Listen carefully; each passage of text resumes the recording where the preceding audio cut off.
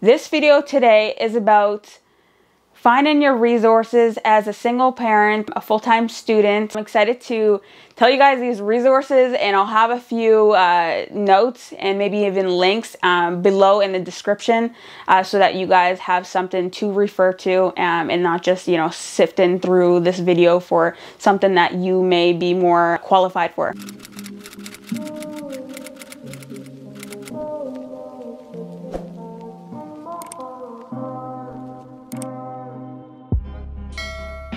This channel is really about my journey, but also my personal experiences that can help you guys as the viewers in your journey as well. And I will do my very best in making sure that I bring to the screen whatever is available to the general public, as well as other people that may be in a similar position as me or have similar experiences. And yeah, and I will have most things either linked or I will have all of the notes down below in the description area. I'm so excited because my hair has finally grown out to where I feel comfortable of wearing it however I want, and I just feel so happy. Like I'm happier with my natural hair. So in light of Black History Month, I will be wearing my natural hair texture for most of my videos. So the next few videos I will more than likely have my natural hair out or in a ponytail, something.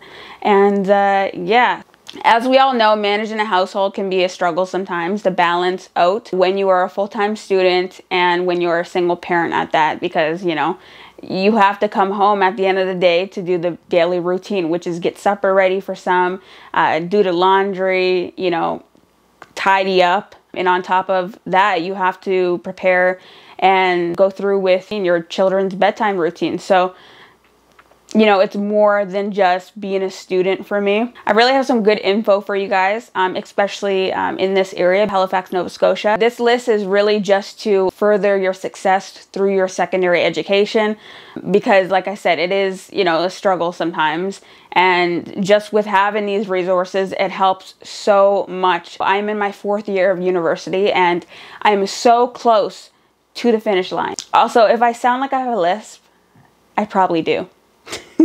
My teeth are changing constantly. Most of these resources, however, are more directed towards a former youth and care, Black Nova Scotians, and a full-time student, also university student. But at the end of the day, there's still huge resources that help. If you go to Dalhousie University, there are a ton of bursaries. Let's just say this, a lot of those bursaries you cannot find on the website, or they're hidden. Basically, all of these resources, for the bursaries at least, the free money, you either have to ask a counselor or ask a social worker, basically. So the first few bursaries at Dalhousie, if you're a full-time student, I think also if you're a part-time student, but you have to double check because I'm a full-time student, that's just what I'm going based off of. So first of all, there is a entry bursary. I'm not sure what it's called, but I will, again, like I said, write all the notes in the description. So the ones I've used is the micro bursary, and I didn't know about that until recently, actually. And I heard about that through a counselor. I think it is on the website. I'm not 100% sure, but if it is, it's it's hidden. You really have to look in order to find it, as well as there is an undergraduate bursary. So both of these bursaries you can apply each year. Micro bursary is $500 and the undergraduate bursary is basically based on your need for that bursary. The next set of bursaries that you can receive is, of course, through the Nova Scotian government. So the same way that you would apply for like a student loan, basically you apply to all of them when you apply to student assistance. So what you do is you don't accept the loans, or if they give them to you, then just pay it back on your account and just take the bursaries, because the bursaries, they will automatically be calculated, again, based on your needs. For a single parent, it's, you get a little extra because obviously you're taking care of a dependent. But it also depends on if you're a part-time or full-time student. So those you can apply for the entire year. You'll get 2 sets of bursaries, one for the fall and one for the winter. So for the former youth and care bursaries, there is 3. Yes. Okay, well, no, there's 2 bursaries and there's 1 scholarship. So the first bursary is the Amanda's Gift, and that is 500 up to 1,000, I think. You have to double check again. And there is the Education Achievement Award. So these, usually you will have to ask a social worker to get the applications sent directly to you in order to apply, or anyone that you affiliate with, because I didn't have any social workers when I did apply for any of these. There is a brand new program. I think it's only like a couple of years old. Some of them are just rolling out now. Dalhousie is one of them that has just rolled out their tuition waiver program for former youth and care. So I actually was a part of the committee for a little bit there. I just, I had to, like, go my separate ways, just because I'm the kind of person to put too much on my plate sometimes. I really want to be involved as much as possible with, former youth in care, because I am someone that was in care. And so wherever I can help, I try my best. But like I said, they are just rolling this program out. I think it's now available for people to apply. That scholarship waiver program, it's completely free to apply. There is actually, I'm pretty sure there's like a certain amount of seats that Dalhousie has set aside for this specific program. They do that for a lot of programs through Dalhousie. There's also another program that I technically could apply for if I were to go into law school. Maybe I'll speak on that in a different video, but it's basically a whole nother program that I would have to apply for, but they have specific seats for Black and Indigenous students for this program. It would be a graduate program. So that's exciting. So on top of the TYP program, the transition year program at Dalhousie, they now have a full tuition waiver for former youth in care. I'm so proud that more universities are doing this. There's a whole conversation on former youth in care and not having the proper resources throughout their lives. For me, I'm naturally resourceful. I make it happen. But for some kids, they just, go through school, their regular high school years, and they don't really think about what's next, or they just might not have the option depending on their housing situation. There's so many different factors. I can't even talk about it in this video. There's so many different factors that go into play when it comes to having that opportunity to go, into your secondary education. So again, I'm so very proud that this is happening. The organization that I'm working for, it is basically a reform movement for former youth in care. We are trying to basically change and rewrite some policies that affect children in care. A program for like youth up until around age 21 in care and outside of care, maybe, possibly. It's called the Youth Employment Program. So it's YEP for short, YEP is what you will commonly hear it as. So some of the things that they'll help with is helping you create a resume, helping you find employment. They will get you free haircuts. Well, they'll pay for the haircuts. They will also renew your ID. Pay for that, and as well as get you some professional looking clothing. And I actually used this resource when I had just had Cassius. I was at the time not living, well, yeah, I was living paycheck to paycheck, let me just say that. I was working as much as I could, but I needed to equip myself with the professional clothing, and YEP helped me with that. And yeah, so that's one program that's available to many people. I don't think it's just for former youth in care. I think it's for anyone up between a certain age, up until 21, but they did help me past that age, or just at 20. I'm not sure, but the last time I used their resources was when I just had Cassius, so 21, I guess. And a big one is SHIM, which stands for Supportive Housing for Young Mothers. And if you guys don't know this yet, you will know it now. And I am still a part of that program. I am living in one of their buildings that is basically subsidized.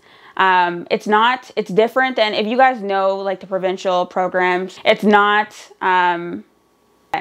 housing. It's a completely different program. It's a non-for-profit program. So they raise a bunch of money and resources through like, I'm pretty sure it's private donors. But yeah, they were, and let me tell you, they were the most support that I ever received in my entire life for getting me on my feet.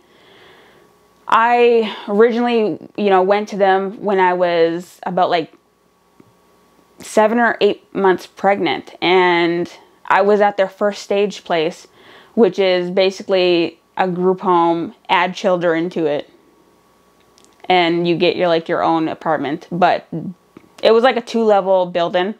Upstairs were all of the 2-bedroom apartments. They were nice apartments. They were decent. It was cool because that was my very first completely by myself type of place. Before that, I was always renting out rooms, and I didn't have my own space just for me. So it was nice. It was a good transition. But because I've lived in group homes before, it was kind of a little bit more. It was similar. It was. It brought back some memories of living with a bunch of people, kind of, but not kind of, because there were, we all knew each other. We all had to hang out with each other. There was programs that you had to do in order to live in that building. So that was kind of a little bit, it wasn't odd for me because I've had to do it before when I lived in group homes. I kind of got out of most of those because I was working full time. At a point in time, I was working 2 jobs. So yeah, most of the time I didn't have to go to those programs. I just did my own thing, worked as much as I could, and I had to, I went to school at that place as well. I think I was trying to complete my flight attendant academy course. So it was a really amazing program. Well, some of the people that were there for the birth, along with a friend, a good family friend, technically family, and Justin, and his best friend was there. So it was a full room of people. But nonetheless, it was the most amazing time that I've had. I still keep in touch with a lot of the people from First Stage in regards to the actual staff. So, and they keep in contact with us. They keep in touch with all of the mothers throughout the programs, the apartments, and they also help with resources as well. So they help a lot. So many resources that just a lot of people aren't aware of. You just have to dig and ask. And honestly, this has been a huge change in my life. This place basically has helped me save in order to not live paycheck to paycheck and to, create a better life for my son, this is basically allowing me to succeed further and not be bogged down by so many bills. Our rent is hugely, subsidized. It's like insanely cheap compared to most buildings in the city, especially with the pandemic. Our rent has stayed the same, and for just that, rent security. So another program that I was involved with through the transition from group homes into independent living, I don't know, I don't know if it's considered a shelter, or, because I was in a shelter when I was pregnant, but I don't think this was considered a shelter completely. I don't even know. It was like a group home for older kids, not grown-ass adults, but kids, teenagers. It was called Phoenix House, so I was there for a bit. And from Phoenix House, I moved on to a more independent program. That was one of my first experiences, just not completely on my own. It was basically a house. There was one for females and there was one for males. And there was a co-op one. The one I was at was cool. I was only there for about a half a year, maybe. I'm not sure how long I was there for off the top of my head. But that was a good experience to kind of learn learn to shop for groceries on my own and to basically do everything on my own, just with roommates. It was just basically like a roommate situation. There was a live-in. She was just one of the other roommates, but she would just look over things and make sure everything was in place. All of the household duties were done, because just like any other regular roommate situation, you have to make sure the place is clean and tidy, and everything is just, you know, going smooth. There's no disputes, or if there is disputes, then it is kind of managed by that live-in. So from there, I moved to, I literally just got rid of all my stuff. I gave most of my stuff to my sisters, and I left for Calgary. To my aunt was going to help me out to get a job and stuff. That's what I thought. And long story short, she basically wanted me to go up there to get a job while living with her and help her pay off her mortgage and so forth. Because I actually had a job opportunity like a few days after, or maybe a week after I got up there, to work in St. Louis, and it was a job offer to where I would have to actually live there and get paid for my work and everything. So she didn't like that idea. And anyway, like I said, long story short, I ended up moving back to Halifax because it just wasn't what I thought it was. And so I came back to Halifax. I was in the Phoenix house, and I've heard about the Phoenix Youth Resources, which is a bunch of programs to help with money management. There's supportive housing programs, which the independent housing program that I was in, that is one of the supportive housing programs that they offer. They offer education support and, again, employment support. Oh, and family therapy. One of the family programs that is out there to help basically with behavioral issues with kids, and just, you know, create a stronger family dynamic, whether you're a single household, single family household, or a unit. There is the Dartmouth Family Center, and there's a few of them. So there's like the Shabakto Family Center. There's a few around the city, but I actually received a doula through this program. So I had two because they work together, but you could receive a free doula while you're pregnant through one of the family centers in the city. So that's great. There is also, I think it's a little bit harder to receive a midwife. I'm not sure. I kind of looked into it a little bit, but I just didn't have enough time. So I just went with the doula. But that's an option for food and just like, you know, essentials like canned goods and stuff. And they actually had like good food on hand most of the time, which is the food bank. And I did not take advantage of it. I was there when I needed it. And, you know, for staples, I was there before I had Cassius, when I was living on my own. And I didn't know how to manage my money well. And I was actually working two jobs again while I was, but then at the end of the day, like they check all your credentials, and they check that, like, most of the people that go to the food bank actually do work full-time jobs. So there is a bit of a stigma with food banks, but don't be shy. Go to that food bank and get some food. You know, go grab your resources. Like, there's nothing wrong with food banks whatsoever. And it's just, yeah.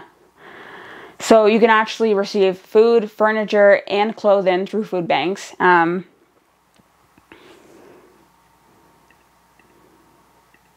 The food bank that I did go to was, it was called Parker, well, it is called Parker Street Food Bank and Furniture Bank, yeah. So I went to that food bank when I was in a time of need, and like I said, there's absolutely nothing wrong with going to the food bank.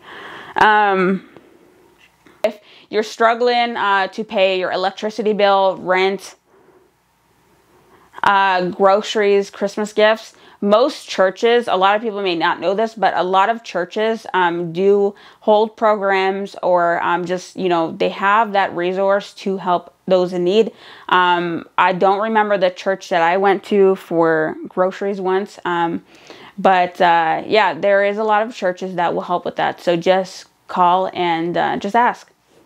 Another resource that I had used is preparing to apply for the military. And yeah, I pulled out of that real quick. The military, it would not be for me. So, but anyway, for studying for the test, the aptitude test, I had contacted the Dartmouth Learning Network, and they basically help like adults get their GEDs, but they also help with tutoring. So I went there for a tutor to help me with passing the aptitude test. I think it's the aptitude test, because there's a physical test which I passed like easy because I was I was in rugby at the time.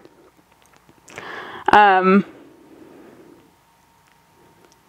and they also have employment training programs. Now for family programs, again, to help, strengthen that family dynamic, and if your children has, behavioral issues, I'm actually involved in one of the programs just because I just want the best for my son, and have noticed that he's been having a little bit of a difficult time throughout his school career, like for this school year, and as well as a little bit before in his daycare.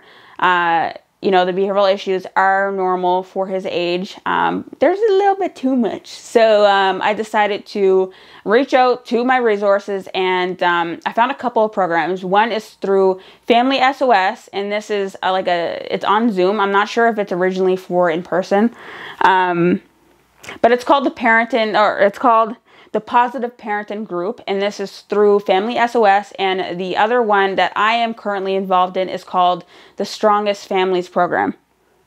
The program that I am involved in is a 6-week program. You focus on one tool each week. For me, it's more like every 2 weeks, just because of my work schedule. And because of the parenting schedule right now. So it's 50-50. So that program has been the best thing ever. It has actually helped a lot. I was kind of wary about the program at first. I will actually review, I could do a review on the program if anyone else is interested in it, and the struggles that I'm kind of having with my son. I don't want to say struggles. It's, sometimes you just go through it as a parent, and I just want the best for him. I want him to grow up to be a gentleman, a respectful gentleman. I want him to be the sweetest boy, man as he can possibly be. And I don't want some behaviors to follow him and for him to grow into. So I'm trying my best to cut that all off before that happens, and through this program and any other resources that I could possibly do for him and get for him. I'm working with counselors for him. I'm about to look into seeing if I can find a psychiatrist or a pediatrician for these behavioral issues.